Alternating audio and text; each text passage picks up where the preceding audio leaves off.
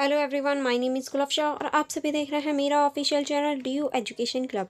आई hope आप सभी ठीक होंगे और आप सभी अपनी अपनी स्टडी बहुत अच्छे से कर रहे होंगे।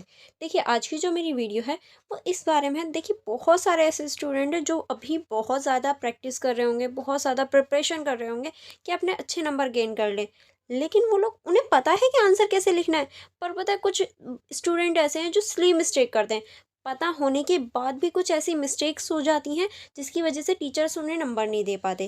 क्यों नहीं नंबर दे पाते, इस बारे में आज हम इस वीडियो में चर्चा करेंगे। और किस तरह से आपको करेक्ट वे में आंसर लिखना है और किस तरह से नहीं लिखना, इस बारे में डिस्कस करेंगे। और क्या चीज़ें आपको लिखनी चाहिए और क्या चीज़ें आपको छोड़नी चाहिए। और देखिए, एक कॉमन क्वेश्चन है या एक कॉमन गलती है जो हर स्टूडेंट करता है कि क्वेश्चन को सही से रीड आउट ना करना। यानी रीड आउट तो करते हैं पर पूरी तरीके से नहीं। किस तरह से क्या चीज़ होती है या किस तरह से रीड आउट करना है, ये भी आज की हम इस वीडियो में देखेंगे। तो अगर आपने अभी तक मेरी वीडियो को लाइक नहीं किया है तो जल्दी से कर लीजिए एंड यूट्यूब चैनल को भी सब्सक्राइब कर लीजिए। क्योंकि सिर्फ देखिए, मेरी वीडियो में यही नहीं बल्कि आप पढ़ भी सकते हैं कि क्या क्या आपके इंपॉर्टेंट चीज़ें हैं और क्या क्या नहीं। ठीक है, चलिए फिर हम लोग इस वीडियो की स्टार्टिंग करते हैं। देखिए, सबसे पहले एक चीज़ होती है, वो होता है आपका सिलेबस। यानी आपको सिलेबस पता होना चाहिए कि आपका सिलेबस क्या है, आपको पढ़ना क्या है। ठीक है, उसके बाद में देखिए जो आपकी एनईपी है, एनई और पी, एनईपी के अकॉर्डिंग नई आपकी न्यू एजुकेशन पॉलिसी आई है। और न्यू एजुकेशन पॉलिसी में कुछ चेंजेस भी हैं। अब ऐसा तो नहीं है सिर्फ उन्होंने सिलेबस चेंज कर दिया, नहीं, उन्होंने एग्जाम पैटर्न में भी चेंजेस किए हैं, क्वेश्चन पूछने के तरीके में भी चेंजेस किए हैं। जैसे कि आप ये वाला क्वेश्चन देखो, ये क्वेश्चन क्या है हमारा, भारतीय संदर्भ में बजट चक्र को परिभाषित कीजिए। बजट निर्माण में वित्तीय मंत्रालय किस प्रकार महत्वपूर्ण भूमिका निभाता है, चर्चा कीजिए। यानी देखिए, आधे से ज़्यादा बच्चे या आधे से ज़्यादा जो स्टूडेंट हैं वो क्या गलती करेंगे, भारतीय संदर्भ में बजट चक्र जो होता है उसको परिभाषित करते हैं, उसके बारे में बहुत सारी चीज़ें लिख देते हैं। कम से कम 8 से 9 पेज भर देंगे। ठीक है, ऐसी चीज़ें कर देते हैं। बट वो आगे भी तो क्वेश्चन पूछ रहा है, उसके बारे में तो कुछ लिखते ही नहीं है। तो ये क्या है, ये सबसे बड़ी मिस्टेक है कि क्वेश्चन को सही से नहीं पढ़ना।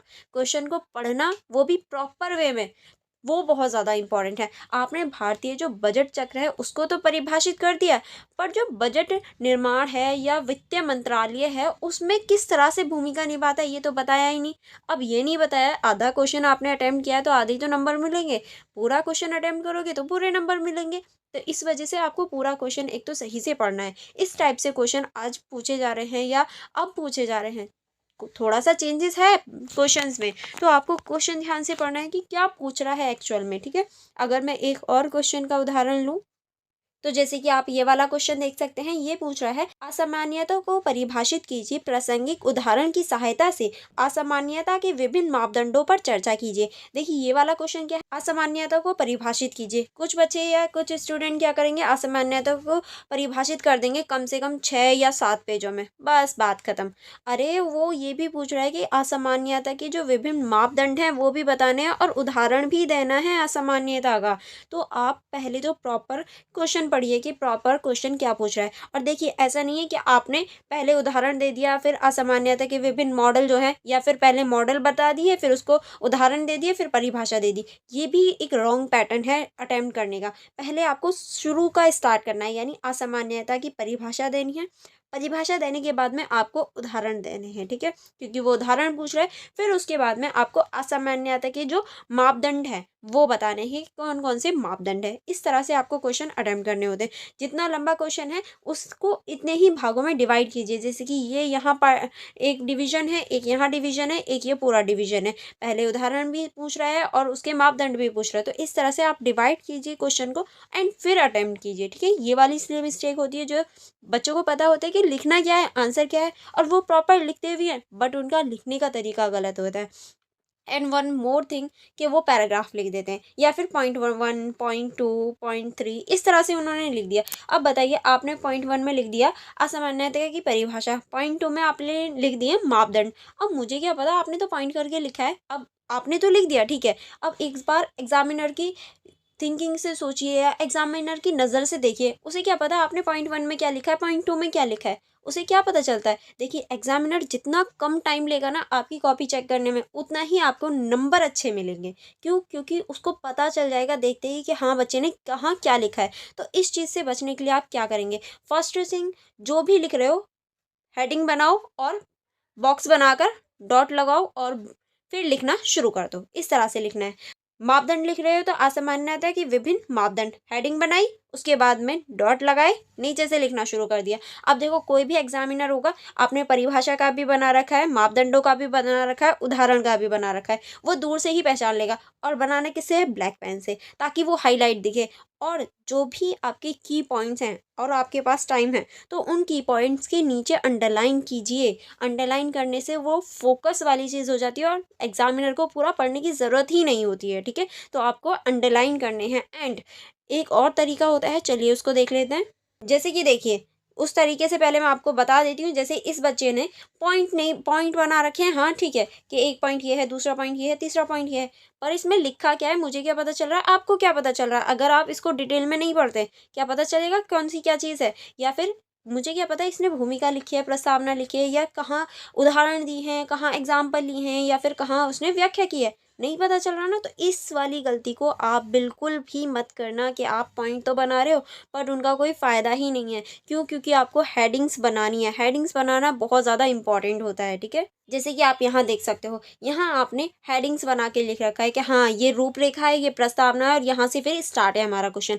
एंड देखिए, जो प्रस्तावना होता है या फिर जो परिचय होता है, उसमें एक और चीज़ होती है जो मोस्ट इंपॉर्टेंट होती है। क्या? कि आपको प्रस्तावना में जो भी क्वेश्चन पूछा गया है, जैसे कि अगर मैं ये कहूँ कि 1857 की क्रांति के बारे में आपसे पूछा गया है, तो आपको ईयर यानी डेट मेंशन करनी है, और उसमें 1857 की जो क्रांति हुई थी उसमें जो भी लोग ने पार्टिसिपेट किया था, या सेना ने, या फिर जिसने भी स्टार्ट किया था, उसका आपको नाम जो है वो मेंशन करना है कि इस व्यक्ति के द्वारा, या इसने सबसे पहले स्टार्टिंग की थी। इस तरह से आपको उसमें एक तो ईयर मेंशन करना है, एक नाम मेंशन ज़रूर करना है। इससे क्या होगा, एग्जामिनर को पूरा क्वेश्चन आपका पढ़ने की ज़रूरत ही नहीं है। उसे पता चल गया प्रस्तावना देखकर या फिर परिचय ही देखकर कि एक बच्चा जो है वो कितने हद तक लिख सकता है या उसे कितना पता है। तो वो डायरेक्ट बस आपकी ये चीज़ पढ़ेगा और उसके बाद में वो खुद इतना अंदाज़ा लगा लेता है कि हाँ बच्चा जो है वो किस हद तक लिख सकता है। तो आपको अपना परिचय बहुत अच्छे से देना है। ठीक है, और ऐसा नहीं है कि पैराग्राफ बना दिए या पैराग्राफ में लिख रहे हो, या फिर ये वाली गलती कर रहे हो कि पैराग्राफ नहीं बनाए लेकिन इस तरह से लिख दिया। नहीं, आपको जो भी लिखना है हेडिंग में लिखिए। यानी आपको हेडिंग बनानी है, पहले परिचय की, फिर उसके बाद में जो भी आपका पॉइंट है, फिर उसके बाद में जो मेन बॉडी है, यानी जो भी क्वेश्चन पूछ रहा है उसके बारे में, फिर उदाहरण पूछ रहा है तो उदाहरण के बारे में, और उसके जो भी थिंकर हैं, यानी अगर उसके थिंकर के बारे में पूछा जा रहा है तो थिंकर के बारे में भी एक हेडिंग बनाइए कि ये थिंकर हैं। और उसके बाद में आपको निष्कर्ष भी लिखना है तो निष्कर्ष की भी हेडिंग बनाइए। देखिए, निष्कर्ष भी लिखना बहुत ज़्यादा ज़रूरी होता है। बहुत सारे स्टूडेंट क्या करते हैं, निष्कर्ष नहीं लिखते, तो निष्कर्ष भी लिखना इंपॉर्टेंट है। ठीक है, एंड निष्कर्ष में जो आपका आपकी खुद की जो थिंकिंग है वो भी ऐड करना है। एंड देखिए, जो हमारी न्यू एजुकेशन पॉलिसी है यानी एनईपी, उसका मतलब कभी भी ये नहीं है कि रटा रटाया आपने कॉपी पे डाल दिया कि हाँ भैया हम ये रट्टा मार कर आए हैं, ये है हमारा आंसर। तो हम ऐसे नहीं कर सकते। उसमें देखना, अब जो क्वेश्चन में पैटर्न चेंज हुए हैं उसमें वो पूछेगा आपके विचार क्या हैं, आप क्या समझते हैं, या फिर आप इस कथन से क्या समझते हैं, या अपने विचारों में दीजिए, या आप इससे सहमत हैं या नहीं। इस तरह से क्वेश्चन पूछे जाते हैं। ये वाले जो क्वेश्चन हैं कि आप क्या समझते हैं, आप क्या सोचते हैं, आपकी क्या राय है, या फिर आप सहमत हैं या असहमत हैं, ये क्या है, ये जो क्वेश्चंस हैं ये आपकी राय पूछ रहे हैं कि आपने कितना पढ़ा है या किस हद तक आपने पढ़ा है। तो इन क्वेश्चंस में क्या करना है, आपको पहले हाँ या ना का जवाब देना है। ठीक है, यानी देखिए, जैसे कि एग्जाम्पल के रूप में मैं ये वाला क्वेश्चन लूँ कि प्रौद्योगिकी की मदद से शासन कैसे सुशासन में रूपांतरित हो रहा है, एक ऐसे अध्ययन के माध्यम से अपने उत्तर को स्पष्ट कीजिए। यानी आपका जो उत्तर है उसको आपको स्पष्ट करना है कि किस तरह से। यानी देखिए, इस क्वेश्चन में डायरेक्टली वो आपकी राय पूछ रहा है कि किस तरह से सुशासन जो है वो रूपांतरित हो रहा है, ये आपको बताना है। हो रहा है, नहीं हो रहा, हो रहा है तो क्यों हो रहा है भैया, अपने उत्तर का जो है वो स्पष्ट रूप से बताइए, अपने उत्तर को स्पष्ट रूप से दीजिए। इस तरह से भी क्वेश्चन आता है कि अपनी राय दीजिए, या अपने विचार लिखिए, या संक्षिप्त में लिखिए। तो देखिए, इन सभी वर्ड्स का मतलब होता है, उसको समझिए कि अगर राय को पूछ रहा है तो पहले अपनी राय दीजिए कि हाँ आप क्या समझते हैं। ऐसा नहीं है कि रटा रटाया आपने कॉपी पर लिख दिया। वो नहीं चलेगा अब, ठीक है। तो वो वाली मिस्टेक नहीं करना और हमेशा पॉइंटों में लिखना, पॉइंटों में इस तरह से नहीं जो मैंने अभी आपको दिखाया, पॉइंटों में हेडिंग वाइज जो मैंने लास्ट में दिखाया था कि हेडिंग बनाकर आपको लिखना है। ऐसा नहीं है कि पॉइंट बना दिया, point number 1, point number 2, point number 3 and question खत्म। अब किस पॉइंट में क्या लिखा है क्या पता।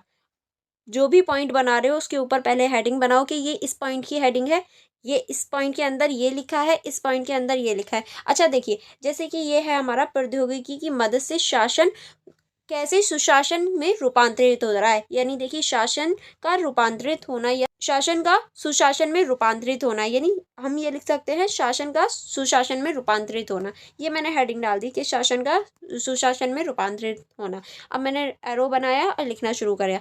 अब टीचर्स ने जब देखा कि हाँ यहाँ तो ये लिखा है, इसका मतलब बच्चे ने ये लिखा होगा, अंदर क्या लिखा है किसने पढ़ा, किसके पास इतना टाइम है कि भैया वो अंदर का पढ़ेगा, बॉडी पढ़ेगा, बॉडी में क्या लिखा है आपको पता है और ऊपर वाले को पता है और तो किसी को पता नहीं है। तो सबसे मेन क्या है कि आपको हेडिंग्स बहुत अच्छे से बनानी है। अगर आपने हेडिंग अच्छे से बना दी तो अंदर क्या लिखा है वो भी ज़्यादा टीचर्स नहीं देखते, क्योंकि देखिए अगर एक दिन में 85 कॉपी उन्हें चेक करनी होती है, अगर वो सब बच्चों के अंदर तक चेक करेंगे कि हाँ किस बच्चे ने किस बॉडी के अंदर क्या लिखा है, क्या वो चेक कर पाएंगे। और ऐसा नहीं है आप ही ग्रेजुएशन कर रहे हो, लाखों बच्चे ग्रेजुएशन कर रहे हैं, तो ये भी सोचिए उनके पास इतना टाइम नहीं होता। तो अपनी कॉपी को बिल्कुल साफ सुथरा और अच्छे से अटेम्प्ट कीजिए, जो भी अटेम्प्ट कर रहे हैं, और आंसर को प्रॉपर वे में लिखिए। ऐसा नहीं है कटिंग हो रही है या फिर आप बस अंधाधुंध लिखे जा रहे हो, नहीं, जो लिख रहे हो उस पे ध्यान दो और प्रॉपर वे में लिखो। आपको आंसर आता है, आपने पढ़ाई कर ली, बट लिखना कैसे है इस बात पर भी ध्यान देना चाहिए, ठीक है। आई होप आपको समझ में आ रही होंगी सारी चीज़ें, सारे पॉइंट्स कि किस तरह से आंसर लिखा जाएगा और क्या क्या न्यू चीज़ें ऐड हुई हैं, किस तरह से क्वेश्चन अब पूछे जा रहे हैं। अगर फिर भी आपको कोई क्वेरी रह जाए या कोई प्रॉब्लम रह जाए तो आप मुझसे कमेंट बॉक्स में पूछ सकते हैं, ओके। चलिए फिर हम मिलेंगे नेक्स्ट वीडियो में। आप मेरे यूट्यूब चैनल को सब्सक्राइब कर लीजिए एंड बेल आइकन को प्रेस कर लीजिए, ताकि जो मेरी अपकमिंग वीडियोस हों आप उन्हें देख पाएँ और अपनी स्टडी को अच्छे से कर पाएँ और एग्ज़ाम में अच्छे नंबर गेन कर पाएँ। चलिए फिर मिलेंगे नेक्स्ट वीडियो में। Thank you for watching everyone.